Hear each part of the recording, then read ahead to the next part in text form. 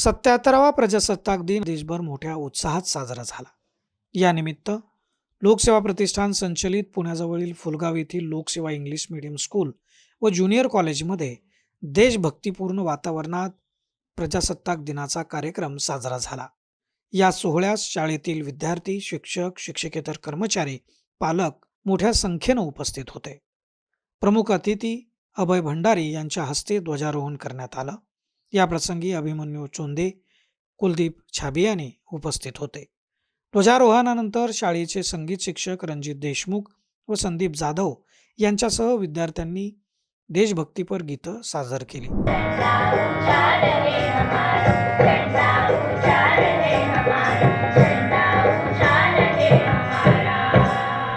यानंतर प्रशिक्षक अशोक पवार यांच्या मार्गदर्शनाखाली विद्यार्थ्यांनी शिवकालीन मर्दानी खेळ, लाठीकाठी, तलवारबाजी, दांडपट्टा, लेझिम यांची प्रात्यक्षिकं सादर केली।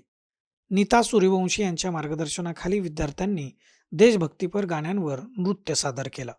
समूहगीत, नाट्यनृत्य, भाषणं आणि देशभक्तीपर गीतांमधून स्वातंत्र्य लढ्याचा इतिहास, भारतीय संविधानाचं महत्त्व, समता, बंधुता आणि राष्ट्रीय एकात्मतेचा संदेश प्रभावीपणे मांडला।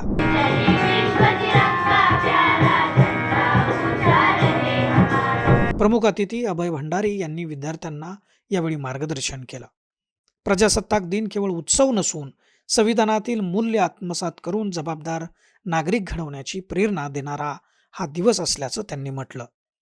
कुलदीप छाबियानी व अभिमन्यू चोंदे यांनीही यावेळी विद्यार्थ्यांना मार्गदर्शन करून शाळेत विद्यार्थ्यांच्या सर्वांगीण विकासासाठी होत असलेल्या उपक्रमांचं कौतुक केलं।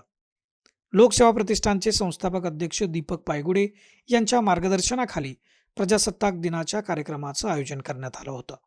शाळेचे प्राचार्य सुरेश पाटील यांनी स्वागतपर प्रास्ताविक केलं। यावेळी लोकसेवा प्रतिष्ठानचे शिक्षण विभागाचे संचालक नरहरी पाटील, शाळेचे प्रशासकीय अधिकारी अर्जुन शिंदे, समन्वयिका मनीषा तिरकुंडे यांच्यासह शिक्षक, पालक, विद्यार्थी उपस्थित होते।